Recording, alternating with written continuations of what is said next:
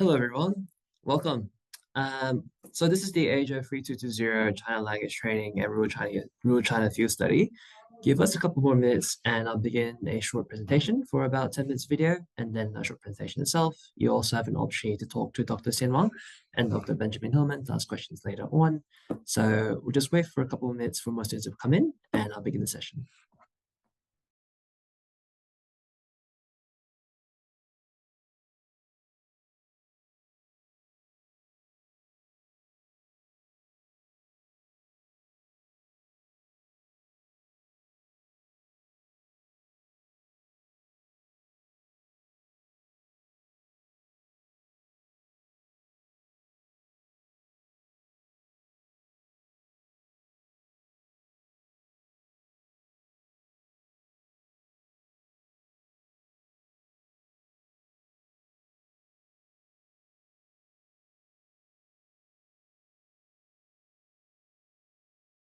Hello, Ben. Good to see you. Hi there, Eugene. Thanks for organising the session.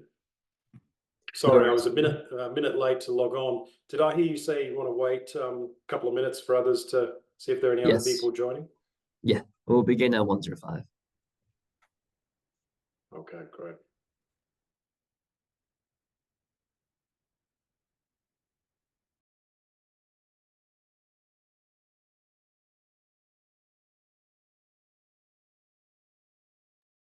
Eugene, I guess you could always start rolling the video if you're gonna play the full Yeah, 10 minutes, and then people can slot in if they are arriving late. sounds good. Everyone, I have a 10-minute video for you on the information session.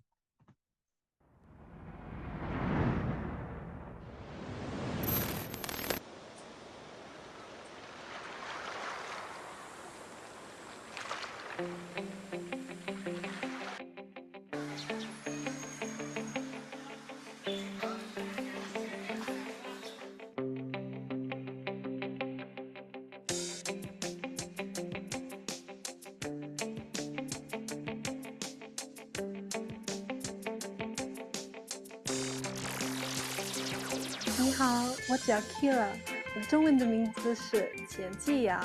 你好，我的名字是文伟 ，My name is Gordon。你好，我叫菲菲，我的中文名字是叶梅。你好，我的名字是爱德华，我是一个 ANU 的大学生。我是大二学习经济学在 ANU。我现在是读大二，学习的专业是法律，还有亚洲研究。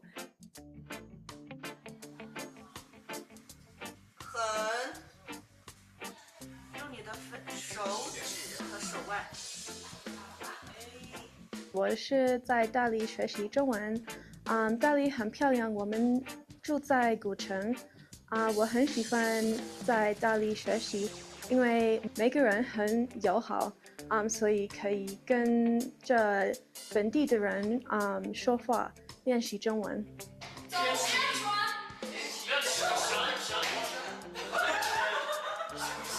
我觉得这里的学习的过程很有意思，我们的老师教我们的很好，他们给我们很多不同的学习的活动，他们用各种各样的教学的方式来教我们中文，所以我们会了解这个地方的文化，还有这个地方的历史。我小的时候去过中国的大城市，比如说上海和北京，可是大理真的不一样的，自然很有意思。我们今天来了外宝山，我们现在在旅游，我们看了一些寺庙，我们也跟了一些本地人说话，我们看了很多书，爬了很多山，真的我很高兴来了这里，因为我真的风景非常漂亮。我们学了1个星期的中文，觉得大家都提高了，挺好的。我也没来过云南，这是我第一次。我去过很多不同的城市，可能去过40几个，但是从来没来过云南。云南的菜还有风景非常特别，因为全部都是山。你去中国其他的省可能没有这样的。我们在大理还会待2个星期，然后我们会去香格里拉去继续我们的旅游的过程中。Yeah.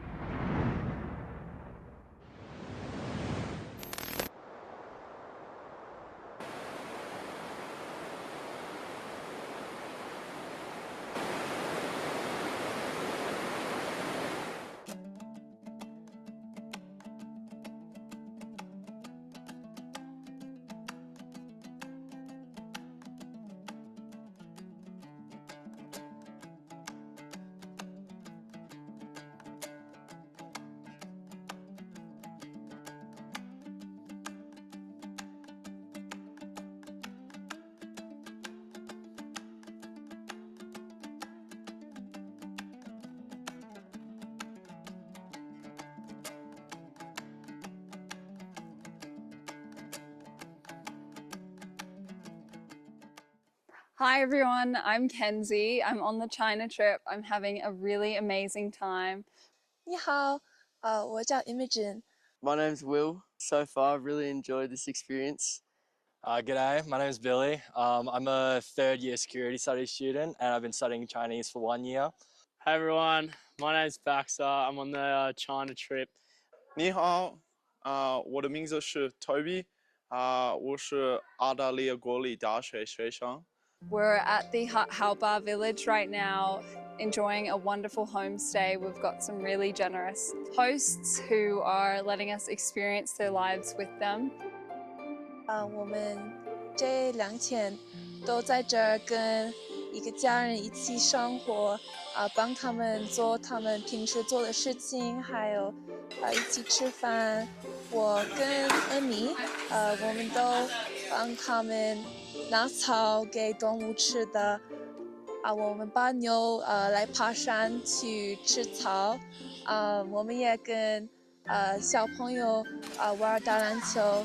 这就是一个很特别的经验，很高兴有这个机会跟农村的人一起生活，一个很难到的机会。那样也可以，这样的也可以，但是这个大小。Family that I'm staying with is very nice. They've provided all the food and are very kind. We always try and help clean up and stuff, but they never allow us. They're very, very humble. Yesterday we went up into the mountains and foraged for some mushrooms, which was pretty cool. And then today we hopped on the back of the ute and went over into the cornfields, dug up some weeds, which was fun. I came on the Dali trip because I wanted to improve my speaking skills and see a part of China that not a lot of people get to see. Right now we're in Harbour Village. Behind me somewhere is Harbour Snow Mountain. We've done a lot of fun activities. We did a big hike along Tiger Leaping Gorge, which follows the Yangtze River. And the past 2 days we've been staying with an ethnic Hui family, living how they live and doing their chores. Yesterday we climbed the mountain and picked some mushrooms with them. Today we went and cut some weeds to feed their cows, cut some grass to feed their cows. I'm partnered up with Kenzie. It's been a really incredible experience so far. They've got us doing a few different tasks per day. Kenzie and I are doing some sanding of their house at the moment, which has been a pretty interesting experience. And we get to take a look into their day-to-day lives and learn about their own Chinese culture here. We've done so many amazing hikes. I've been to places I never thought I'd be, seen some really wonderful views, and I'm having a great time. Everyone's so lovely. So all in all, it's been a great trip. Yeah, it was a really good experience, and I loved it, and I would recommend it. Overall, a very good experience. It's just been a very lively and very new experience for me. So I'm very, very entertained being here. And China's a great country, and it's helped me learn Chinese very well. But it's been such a cool and interesting experience, learning about Chinese culture here and the different experiences I really recommend this trip. My Chinese skills have definitely gotten better and I'm loving being in China.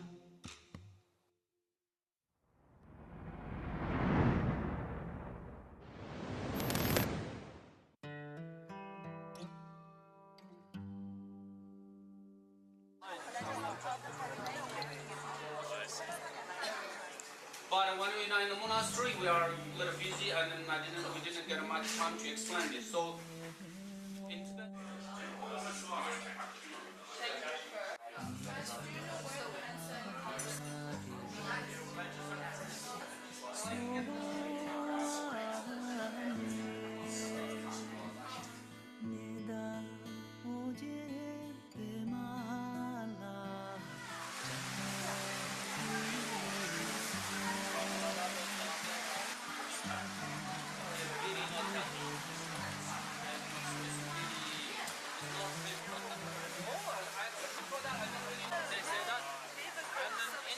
We have like hotel, but in this year, the back here. This is a rock here, the white rock, and then we have raw cheese. It's a very local product, so I want to test you.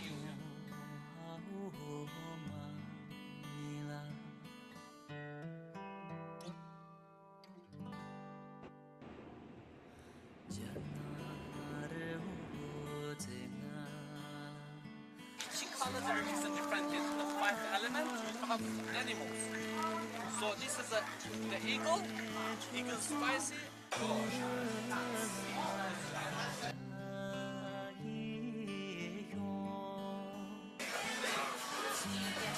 Enjoy the rest of your trip. Thank you for coming.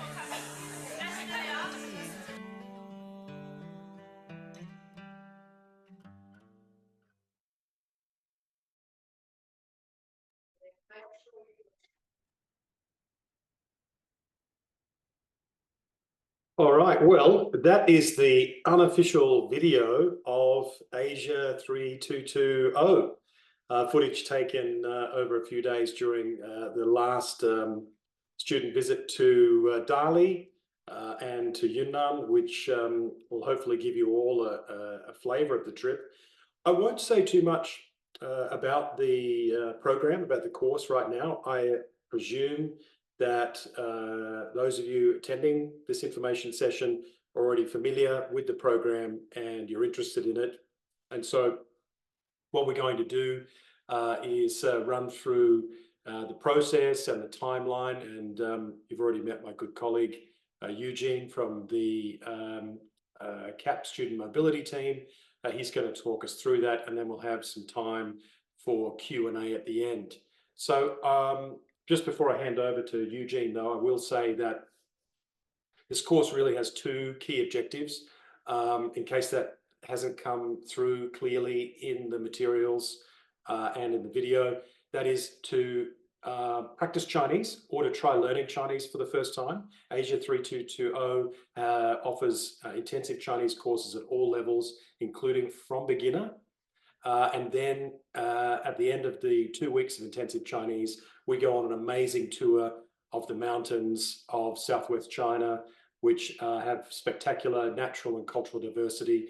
And the objective of that is to give you a taste, give you a feel for China's rich cultural heritage and its diversity, which means going to places and having experiences that are not normally accessible or not readily accessible to students and foreign visitors to China. And of course, throughout that study tour, it's an opportunity for you to practice your Chinese as you engage with and meet with locals. So I'll stop there and hand over to my colleague, Eugene.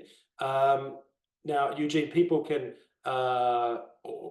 ask questions at the end verbally, but they can also, if you think of questions, you can run them in the chat function too along the way, and either Eugene or myself will be able to address those questions. If you do send us a question, please let us know which university you're coming from, because we are opening this course up for the first time to participants from La Trobe. Welcome to you if you're coming in from Melbourne, and also to University of Canberra. So we're really interested to know if we've got representatives from those two universities here at the session today. Thanks. Over to you, Eugene.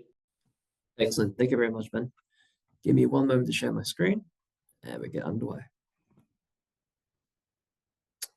Right. Let's see. Ben, can you see my screen? Perfect. Welcome everyone to our short programs, ASIA3220.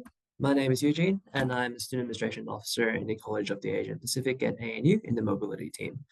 Before I begin, an acknowledgement of country. We acknowledge and celebrate the traditional owners and custodians on whose lands we meet and the Australian National University operates. We pay our respects to the elders of Ngambri and Ngunnawal people, past and present, and we extend our respect to First Nations people here today, if there are any.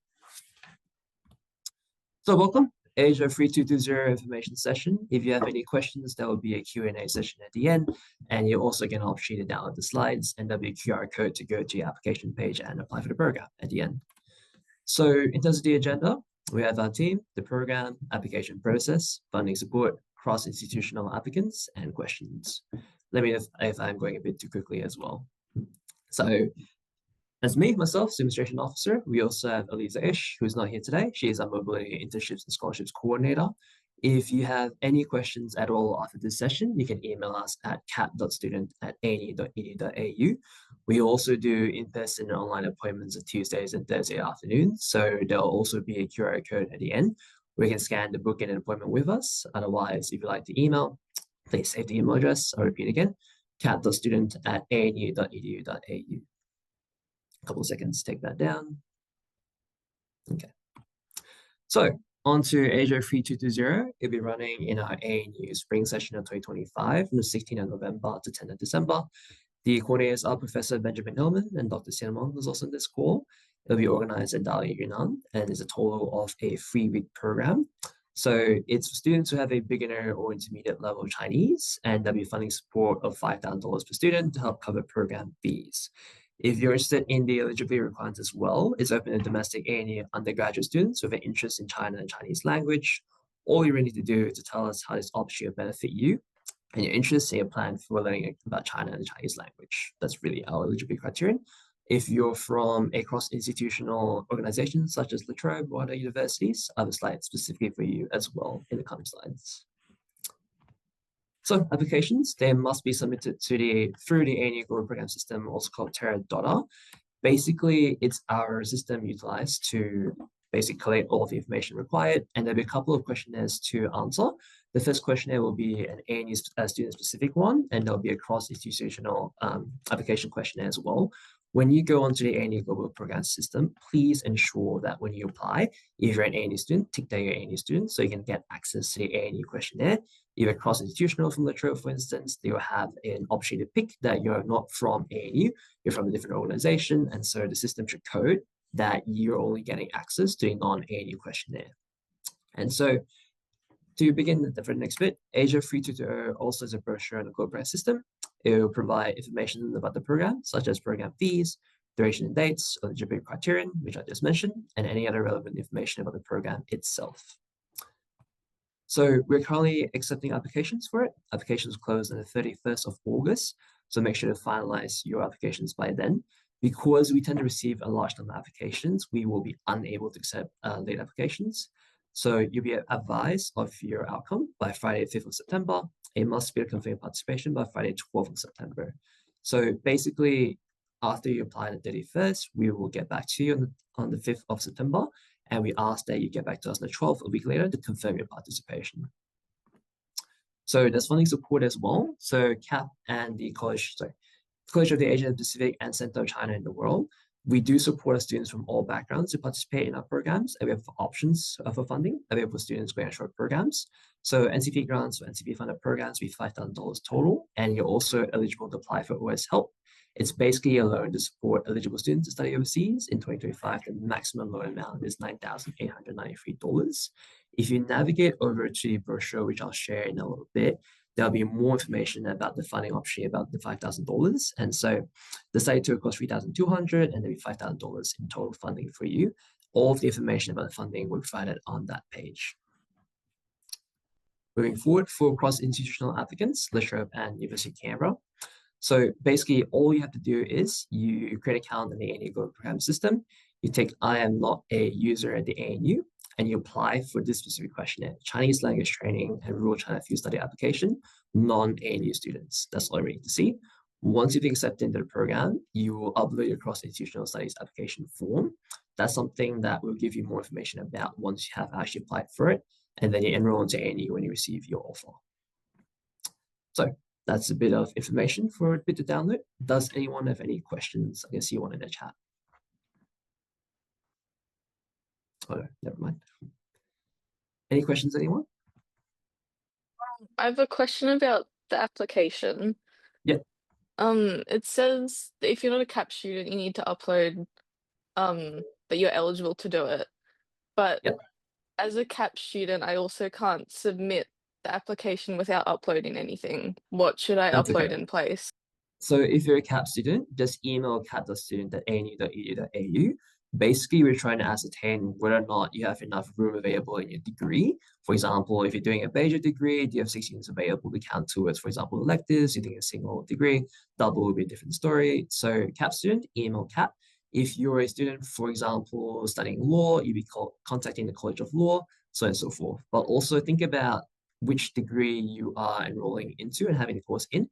If you're in a flexible double degree, for instance, and you have CAS and CAP, do you want this course to count towards a CAS degree or a CAP degree? If it's a CAS degree, then you email the CAS student office, ask them for approval to whether or not you have room available in your degree to count the course. Does that make any sense? Yeah, thank you. Lovely, no worries.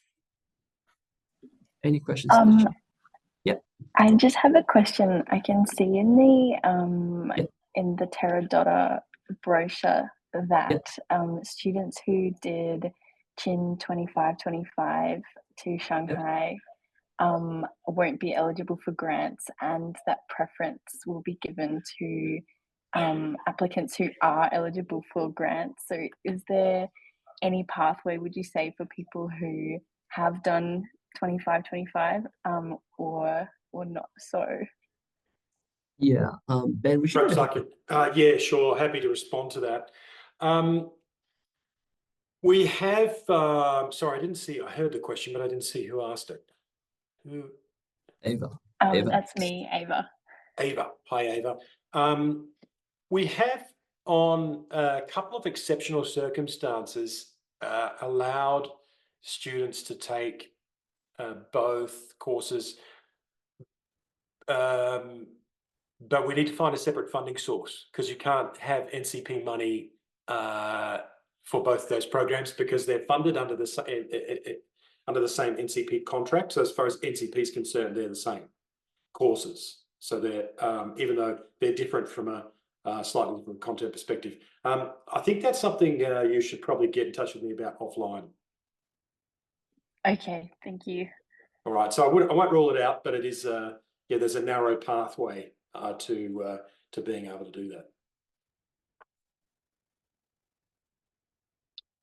Just while we're waiting on other questions, and we've got another half an hour to do that, I see a few coming through online.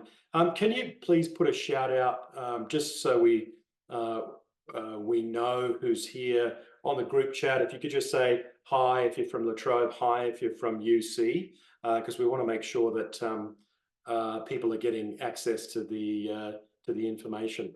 Even if you don't have a question, just say hello in the chat.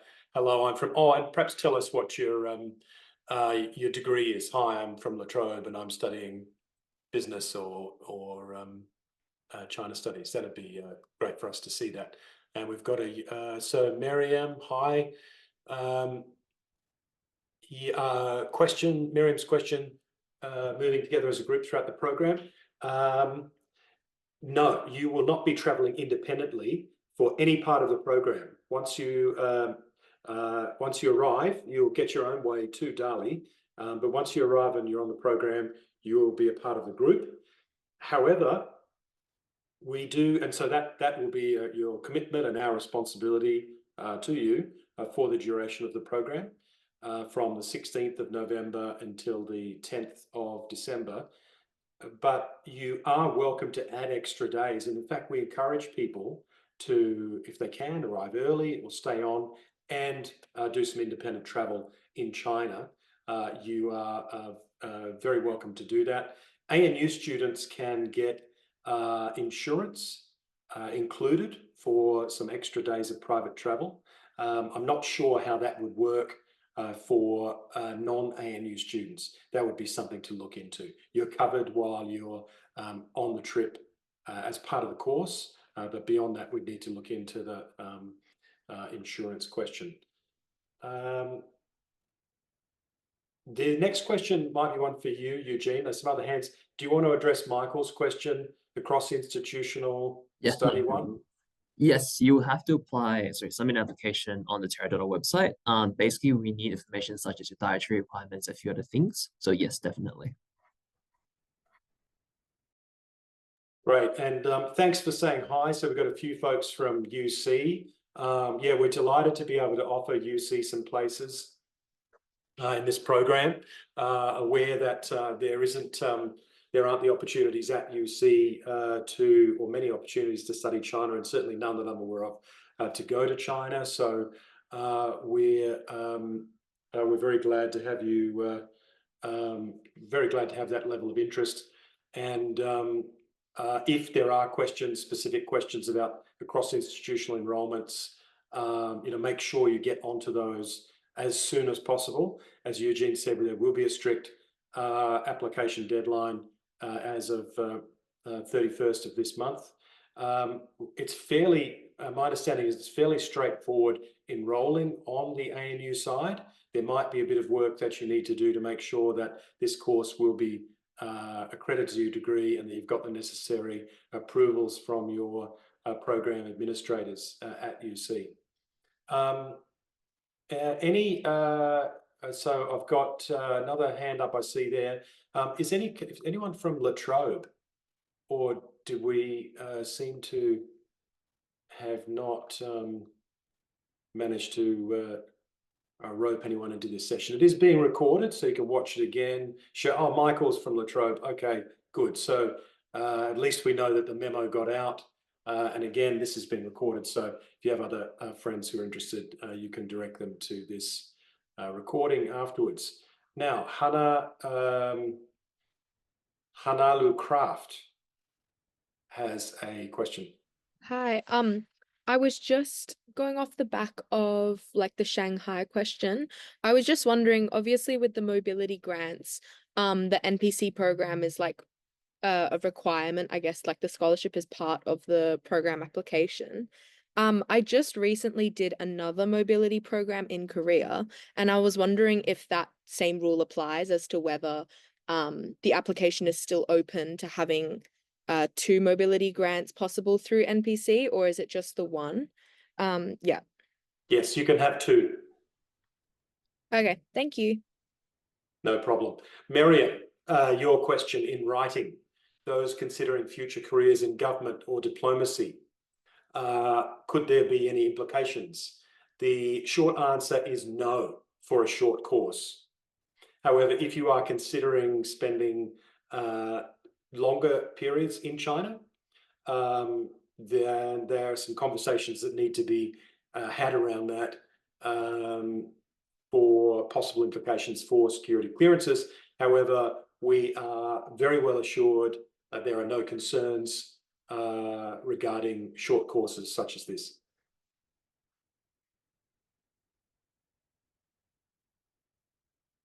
Angus, shoot. Hey Ben, I'm Angus from ANU. Just a logistics-based question. Will the team be heading back to Dali at the end of the trip, or is it expected to make your own way from Shangri-La area back to Australia? Thanks. We bring everybody back to Dali, and that just makes it a little bit easier that for logistical purposes, as you've rightly pointed out that the start and finish is in Dali, so people often like to get round-trip tickets. The go-to airlines for that are China Southern, which has a daily service via Guangzhou to Dali, or Sichuan Airlines via Chengdu. Dali, there are flights that go straight in just once a day, but you can, from Sydney, it's one stop. So we bus everyone back to Dali, and you can also leave belongings in Dali too that you don't need on the road. So that's just we've found as a more convenient way of setting it up. On the question of flights too, one thing that you can do if you want to extend your stay, and one popular route is for people to go by Chengdu and to stop in Chengdu, which is a great city. Pandas are nearby, and to add that on to your visit to China at the end of the course. So keep that in mind if you're serious about applying, what time you have, and to take advantage of this opportunity to see a little bit more of China. Fantastic, thank you.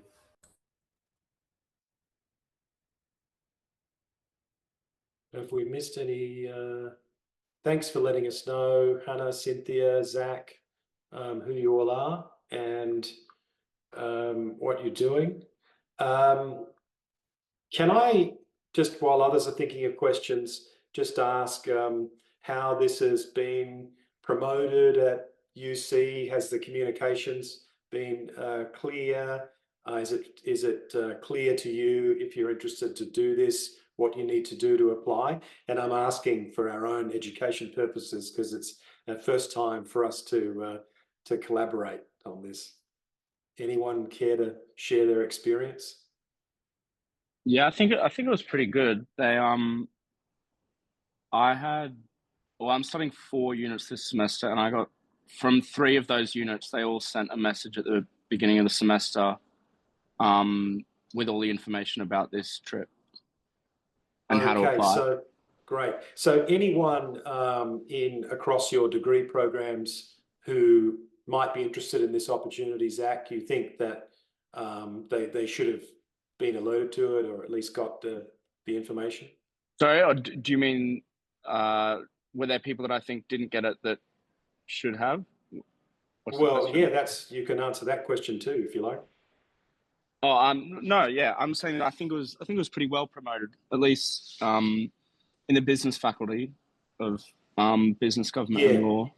Yeah, business, government, and law. That's where we've targeted for this, and we intentionally too thinking about people who will be moving into certain sectors, including in government. And Miriam, that's deliberate on our part. People who are thinking about careers in the APS, and for who it's really important to have a good understanding of China, and to have some feel for the place, because you're going to be whether you're working in industry or government or education, China is going to matter greatly throughout your careers, and so that's why we're quite keen to provide this opportunity to our future young professionals and leaders in the Australia-China relationship.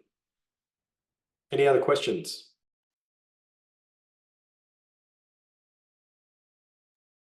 Sorry, just to make this clear, through UC, we had to provide our own application on a form where we answered a bunch of questions as to like why we should be going on this trip.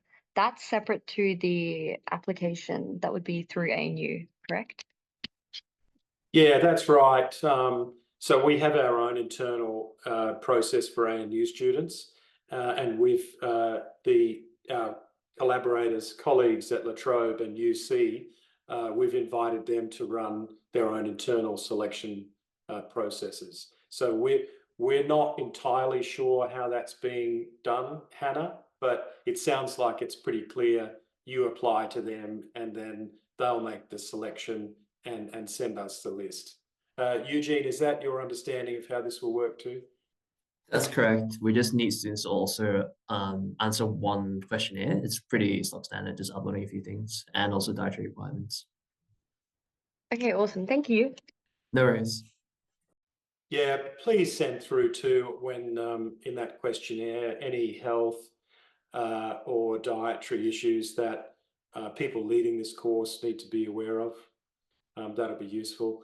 So there's a separate process, some of what Eugene said about applying online through our portal that applies to ANU students.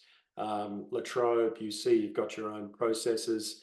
If you have any questions about that, please direct them to the contact person at those your respective universities. And please also make sure that you get the necessary approvals. It is a condition of NCP funding that you receive credit for this program towards your degrees. I hope everyone's clear on that point.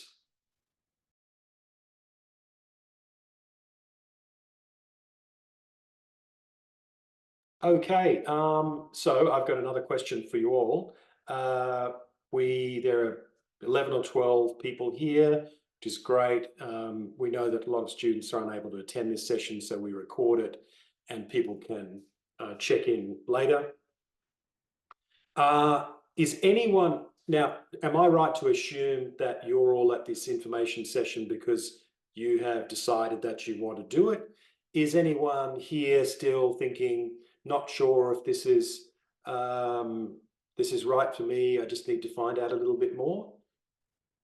Could you tell me if you're in the latter category, you're still unsure? Okay, then it definitely keen. Okay, thanks, Angus. Well, that's great. In that case, we look forward to seeing your applications. There will be another pre-departure briefing, possibly two. Two shorter ones or one longer one. Once the applications have been processed and we have selected participants, you'll receive an offer. And Eugene, is that right? They'll receive an offer, but it has to be formally accepted, or not necessarily? That's correct. Oh, it is. Okay. So there'll be an offer and you accept that.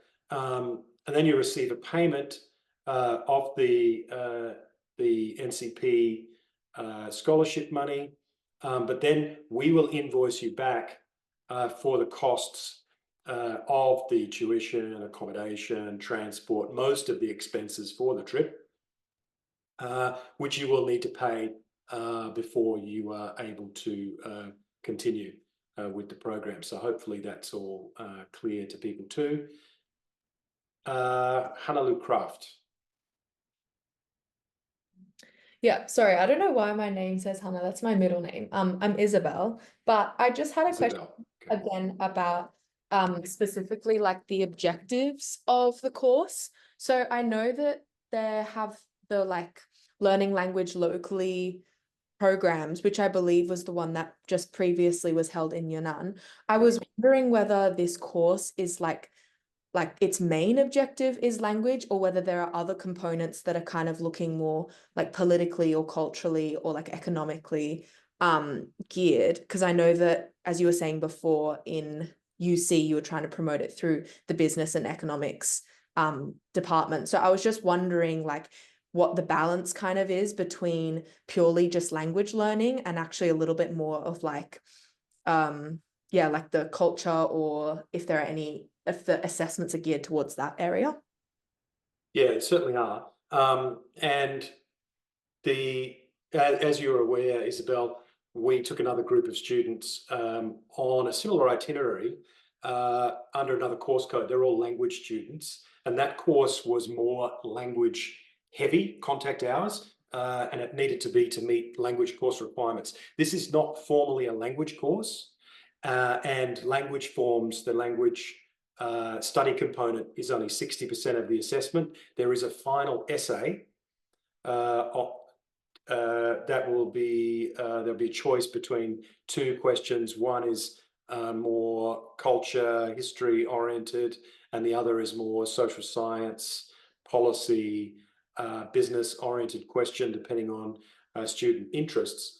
But the course, this particular program, has been designed to on the language side to give you a boost of intensive Chinese if you are already a Chinese student. And you'd be surprised with 2 weeks of intensive Chinese using it every day, 4 hours of lessons plus practice in the afternoon, how much of a boost you can get from that. But also to, and this has been how the program was designed from the beginning, to provide an opportunity for students who haven't had much exposure to China, who haven't studied Chinese, but who are interested, to give them a taste. So we have a couple of beginner groups, and they are in their own classes, learning the basics of Chinese. And, you know, we hope if they're interested and find it fun, that they might consider continuing with their Chinese language studies in the future. But this is not officially a language course. So as I said, this is only one of the components, and there will be a lot of other educational opportunities. We have seminars, various excursions in the afternoon, seminars with local academics, local speakers on various topics. And of course, there's a whole lot of learning that goes on during the study tour, where we're not just tourists. We're going to go and spend a few nights staying in villages, learning about people's livelihoods, learning about the environment, learning about China's different minority cultures. One of the villages where we'll be staying is an ethnic Hui village, where many of the villagers are Muslims, practice Islam, or at least have continue with many of the customs of their Muslim ancestors. We'll also be visiting Nashi and Tibetan villages. So there's a whole lot of learning beyond language. And the objective, you asked, what are the objectives? Well, the objective is to get a greater sense, a greater appreciation of China's diversity, its ethnic and cultural diversity, but also some of the issues and challenges facing China's rural areas. China is highly unequal, and one of the, from an economic point of view, highly unequal, and one of the great dividing lines is between urban and rural areas. So a key policy priority at the moment in China is to raise rural incomes, and improve livelihoods in rural areas. And so there'll be an opportunity for us to learn what's working and what not, and what's not. And one of the essays will be targeted towards that learning experience. There'll be another essay question that's targeted more towards ethnic minority cultures and ethnic relations in China. There's a long answer to your question, but that's because it was a good question. Thank you so much, Ben. Thank you for the clarification. No problem. So there's something for everyone on this course. And as I said, if you haven't studied Chinese before, this is a great place to do it. We are based in Dali, which is an ancient town, long history, more than 1,000 years. It was once an important center of an earlier kingdom, and has long been a very culturally very rich part of southwest China on major trade routes. It's also a home to the ethnic Bai people, who have their own language, religious and cultural traditions, which you can learn about. Dali's a popular tourist destination because it has a well-preserved old town. And so you can also meet people from all over China who are in a good mood because they're on a holiday. So it's a great place to meet people and practice your Chinese.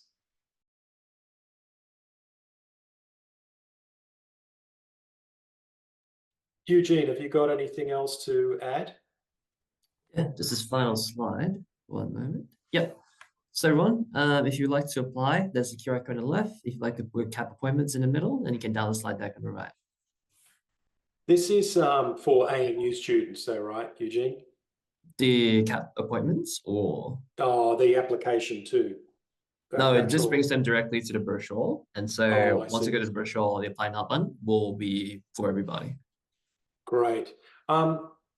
Thanks for that. And I'd like to also point out too, just before we wrap up, The slides mentioned a co-convener, Shen, who's here on this session. We're also going to be joined by Brian Spivey. We have two postdocs. Shen and Brian are historians. Shen herself grew up in Yunnan. Hey, there's Brian. So we've got a couple of fantastic experts. Shen is a historian of China's Muslims. Brian is an expert on the Maoist period and environmentalist movements, among many things. So coming back to Isabel's question, there's a real fantastic opportunity for you to learn from all of us and our different areas of expertise, and we'll be around chatting to you in and outside of class. We also, La Trobe, will be sending along a faculty member who is a specialist in China's minority cultures. So everyone will benefit from having access to that expertise too.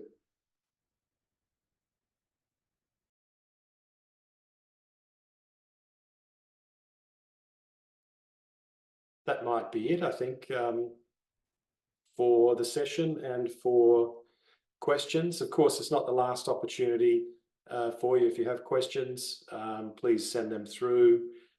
Anything about the process, administration, logistics, you can contact our good colleagues at the Student Centre, Student Mobility Program. Eugene will be there to answer your questions.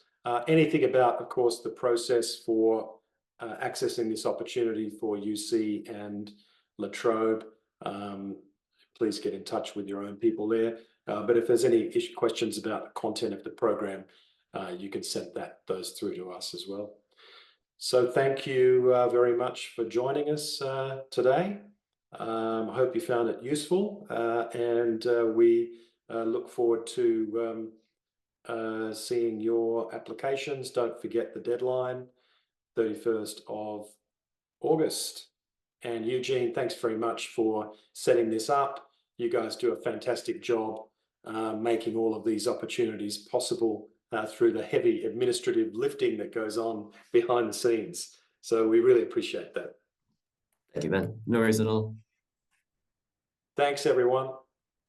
And Eugene, we'll post this info session to the info site, right? To the brochure? To the brochure. Is that, we'll put a link to it there? Yeah. Okay, great. Thanks again, and thanks for joining us today. Bye.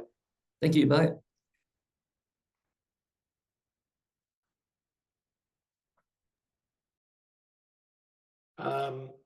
Eugene, that all seemed to go fairly smoothly. Lots of good questions, but people do Hannah sense and that people are Chris still pretty well. Yes, I know. I'm aware of that.